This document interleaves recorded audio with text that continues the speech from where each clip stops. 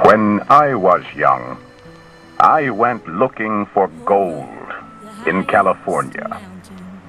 I never found enough to make me rich, but I did discover a beautiful part of the country. It was called the Stanislaus. The Stanislaus was like heaven on earth. It had bright green hills and deep forests where soft winds touched the trees.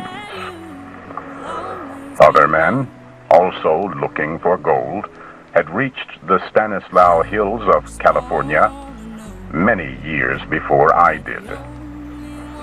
They had built a town in the valley with sidewalks and stores, banks and schools.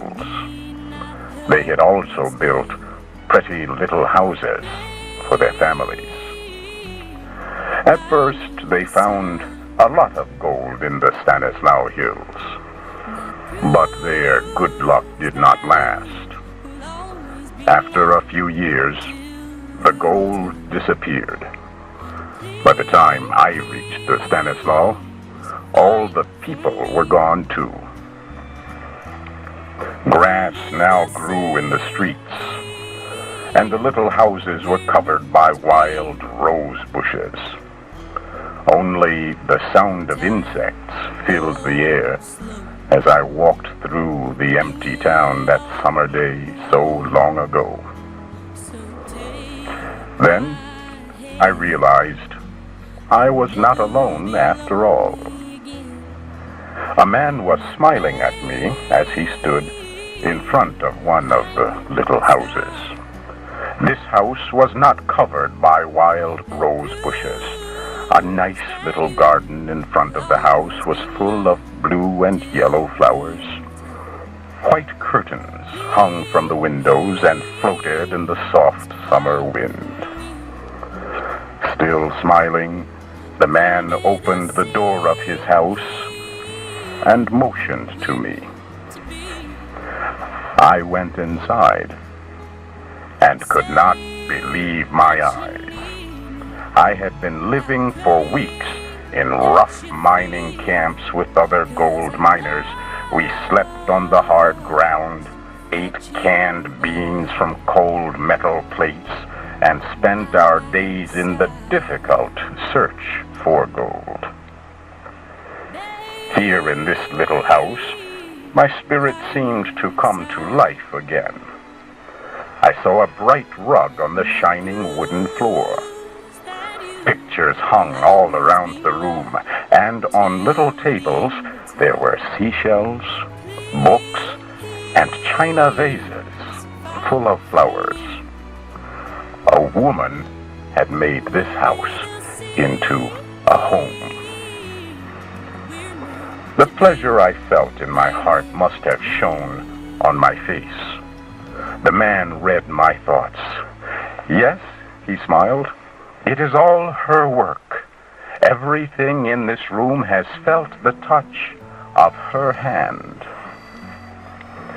One of the pictures on the wall was not hanging straight.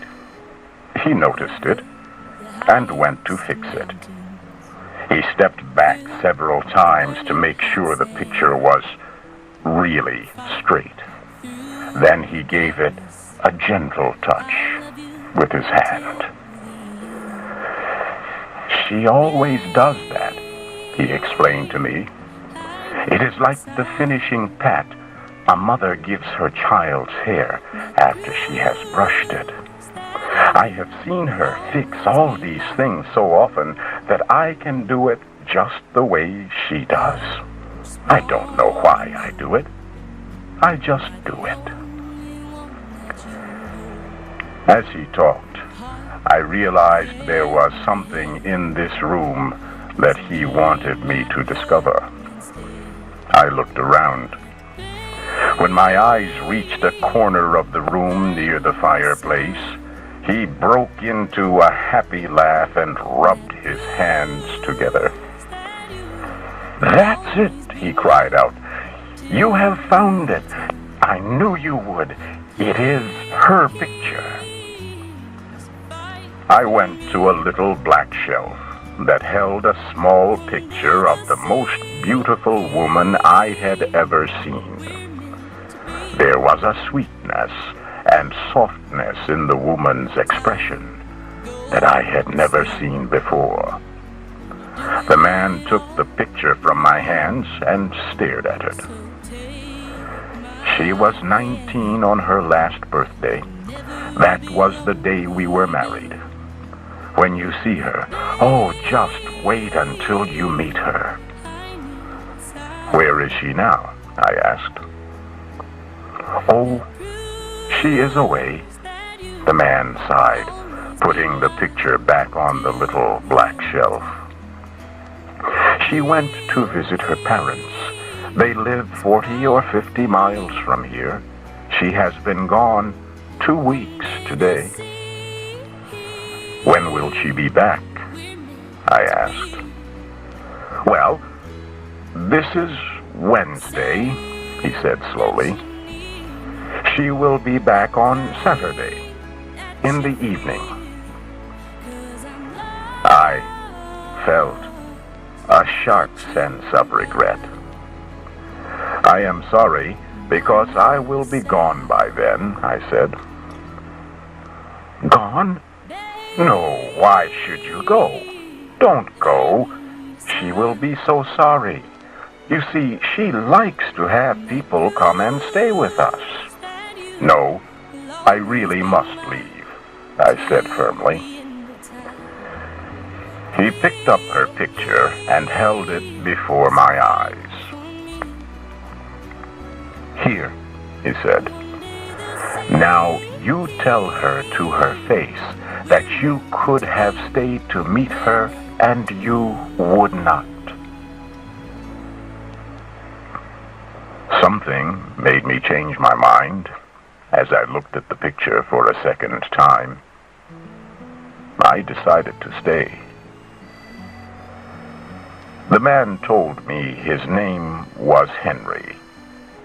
That night, Henry and I talked about many different things, but mainly about her. The next day passed quietly. Thursday evening, we had a visitor. He was a big, gray-haired miner named Tom. I just came for a few minutes to ask when she's coming home, he explained. Is there any news? Oh, yes, the man replied. I got a letter. Would you like to hear it? He took a yellowed letter out of his shirt pocket and read it to us. It was full of loving messages to him and to other people, their close friends and neighbors. When the man finished reading it, he looked at his friend. Oh, no, you are doing it again, Tom. You always cry when I read a letter from her. I'm going to tell her this time. No, you must not do that, Henry, the gray-haired miner said. I am getting old, and any little sorrow makes me cry. I really was hoping she would be here tonight. The next day, Friday, another old miner came to visit. He asked to hear the letter. The message in it made him cry, too. We all miss her so much, he said. Saturday finally came. I found I was looking at my watch very often. Henry noticed this. You don't think something has happened to her, do you? He asked me. I smiled and said that I was sure she was just fine. But he did not seem satisfied. I was glad to see his two friends, Tom and Joe, coming down the road as the sun began to set. The old miners were carrying guitars. They also brought flowers and a bottle of whiskey. They put the flowers in vases and began to play some fast and lively songs on their guitars. Henry's friends kept giving him glasses of whiskey, which they made him drink. When I reached for one of the 2 glasses left on the table, Tom stopped my arm. "Drop that glass and take the other one," he whispered. He gave the remaining glass of whiskey to Henry just as the clock began to strike midnight. Henry emptied the glass.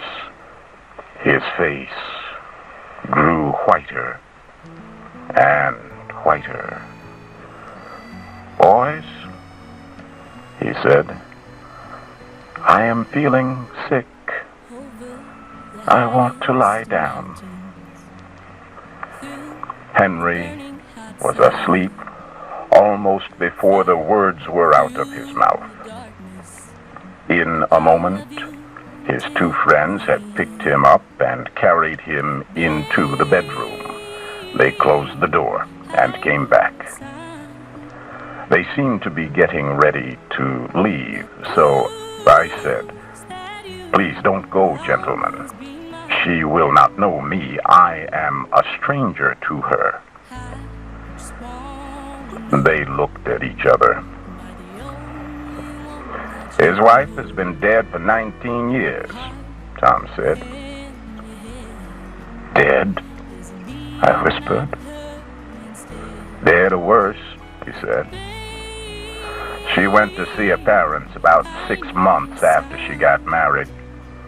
On her way back, on a Saturday evening in June, when she was almost here, the Indians captured her. No one ever saw her again. Henry lost his mind. He thinks she is still alive. When June comes, he thinks she has gone on her trip to see her parents. Then he begins to wait for her to come back. He gets out that old letter, and we come around to visit so he can read it to us. On the Saturday night she is supposed to come home, we come here to be with him. We put a sleeping drug in his drink so he will sleep through the night. Then he is all right for another year." Joe picked up his hat and his guitar. "We have done this every June for 19 years, he said. "The first year there were 27 of us. Now just the 2 of us are left." He opened the door of the pretty little house, and the 2 old men disappeared into the darkness of the Stanislaus.